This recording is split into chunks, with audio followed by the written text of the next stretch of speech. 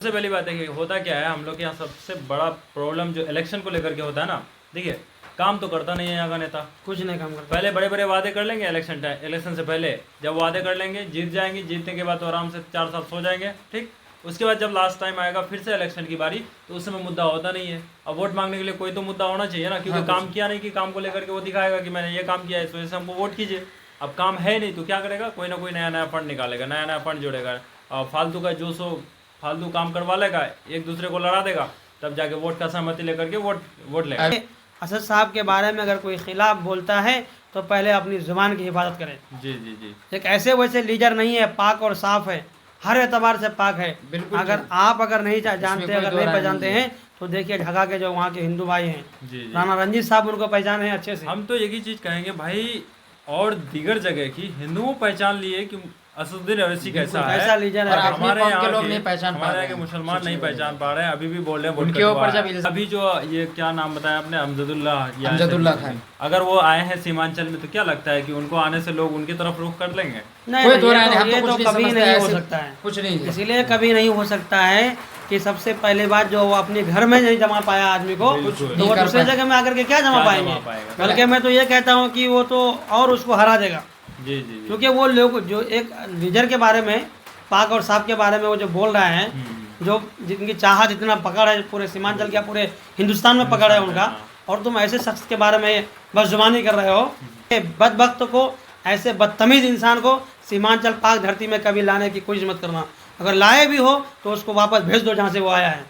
ये मेरा चैलेंज है उनसे। उनको तो इसीलिए लेके आया ना यहाँ पे, चाहे कोई भी लेके आया, उनको तो इसीलिए लेके आया कि उसके बारे में, असद साहब के बारे में यहाँ पे आके उल्टा पुल्टा बताएगा। गंदगी से जाकर के मिलता है। लोग अभी उतना बेवकूफ है नहीं, क्योंकि देखिए आपको सुनने से पहले आपके बारे में लोग डिटेल निकाल लेते हैं, क्या किरदार का आदमी होते हैं, तो आपको लग रहा है कि आप उनको लेके आ गए हैं और वो कुछ भी बोलेंगे यहाँ के लोग मान जो लेके आया बिल्कुल उसी तरह का आदमी है। वहाँ हैदराबाद में क्या करेगा मौलाना, एक माइक ले लेगा, वो गली में जाएगा, जो करोड़ों गली में एक नाली गंदा होगा, वहाँ जाएगा, वह क्या बोलेगा, अरे इनके बच्चे तो लंदन में पढ़ रहे हैं, यहाँ पढ़ रहे हैं, वहाँ पढ़ रहे हैं, तुम्हारे बच्चे कैसे जाएगा, तुम्हारे को ये फलाना ठिकाना है, सब कर लेगा। उसके बाद आ जाएगा, अबे तुझे अगर दौलत दिया है, असली बाप का औलाद है, बोलते हो बोले करोड़ों रुपए बांट दिया, ऐसे लुटा दिया।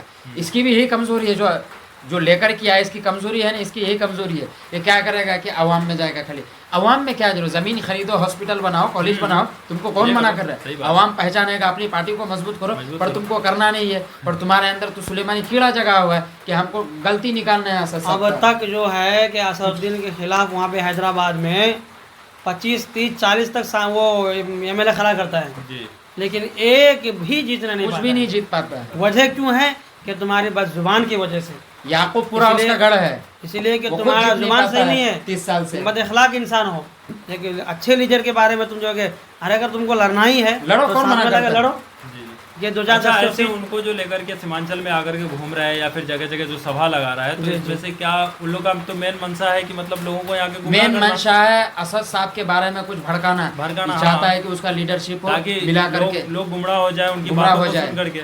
देखिए मैं सीमांचल के मतलब लोगों से यही कहना चाहूंगा, इस तरह के अमजदुल्ला खान जैसे ना बहुत सारे लीडर होंगे जब तक अभी इलेक्शन नहीं हो जाती है, ठीक है। तो इन लोगों के बहकाव पे आने की जरूरत नहीं है दोस्तों, क्योंकि आप लोगों ने पिछले 10 साल से भी देखा है कि असदुद्दीन ओवैसी साहब कैसा है, और उसका जो काम है या फिर उसके अंडर में जो भी लोग काम है या उससे जुड़े हुए हैं, तो उनसे आपको सलाहियत तो पता चल ही गया होगा कि किस तरह का आदमी है वो, ठीक है ना।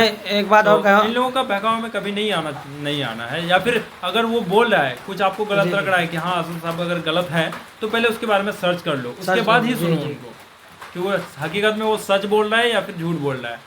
और हमारे सीमांचल के जितने भी मेरे दोस्त अहबाब हैं, उन तमाम से मैं मुअद्दबाना दरख्वास्त करता हूँ और अपने दिली बातों का इजहार करता हूँ कि मेरे अजीज़ दोस्तों और बुजुर्गों, अपने आप को बदलें।